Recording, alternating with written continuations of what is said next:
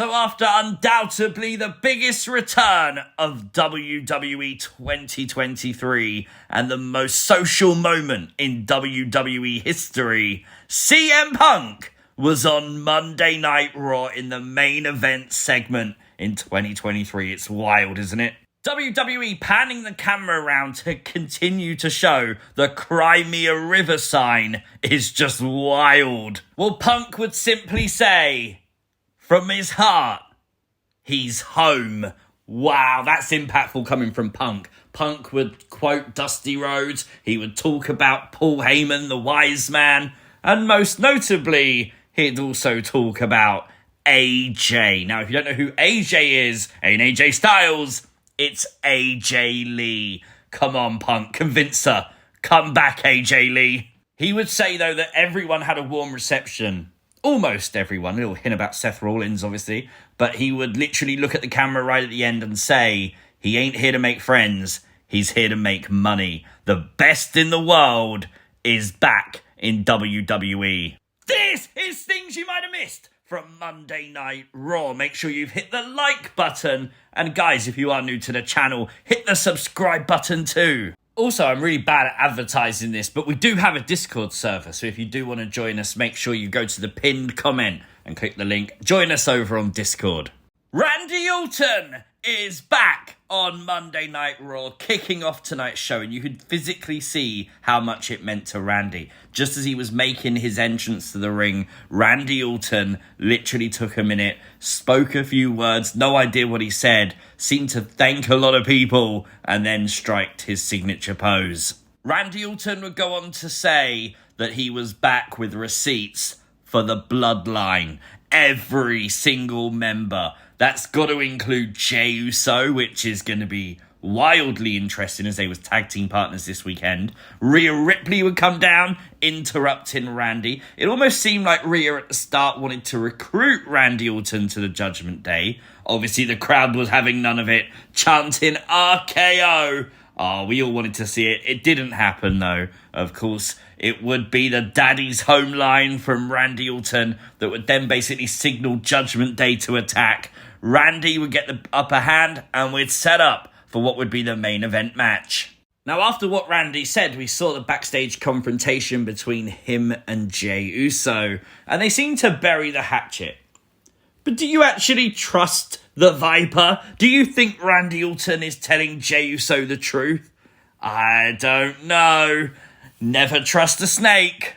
It would be Randy Orton who would pick up the win in the main event match with just a tiny assist from Jelly Roll at ringside, who would help him against the Judgment Day numbers. The Creed brothers were successful tonight in tag team turmoil and now number one contenders for the undisputed tag team championships. Other teams in the match included DIY, New Day, Indus and Imperium. I love the vibe of having Finn Balor watch the match and be impressed by the Creeds. Just sort of that little subtle thing to put the Creeds over and make them more credible. Love that.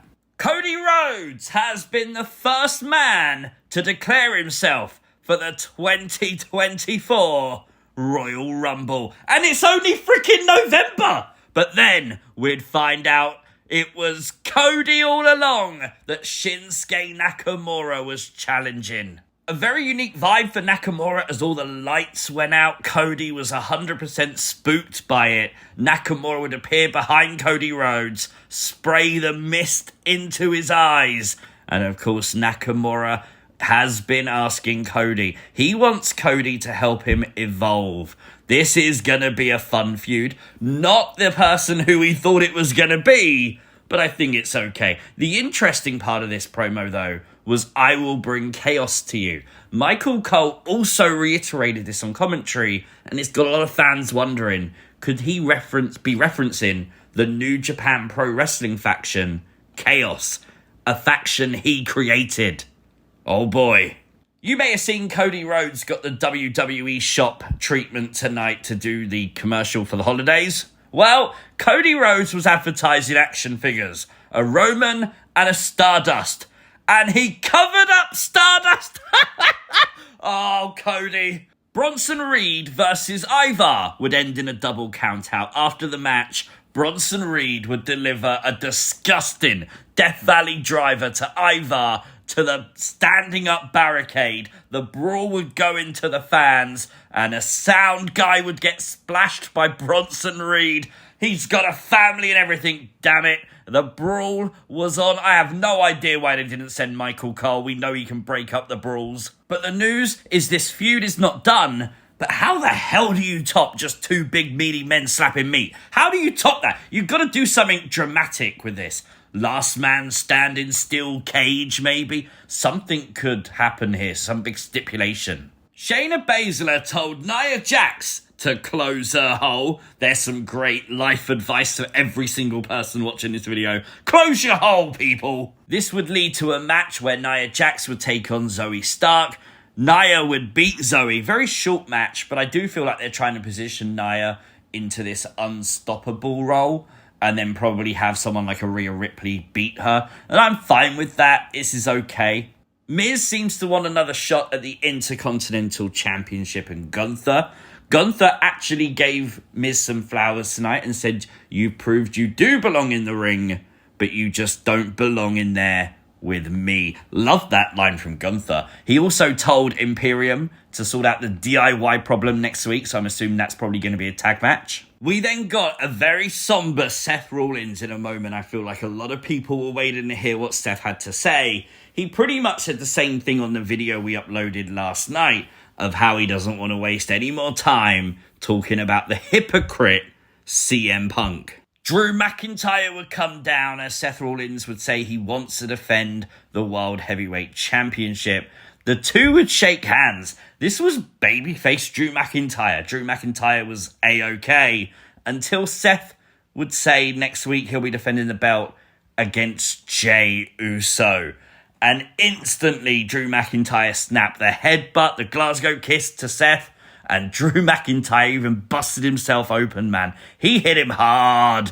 The beatdown was on. And then it was main event Jey Uso that would come out making the save of a kiltless Drew McIntyre. I feel like Drew McIntyre is likely to cost Jey Uso the match next week. Obviously, Sami Zayn would then confront Drew McIntyre backstage.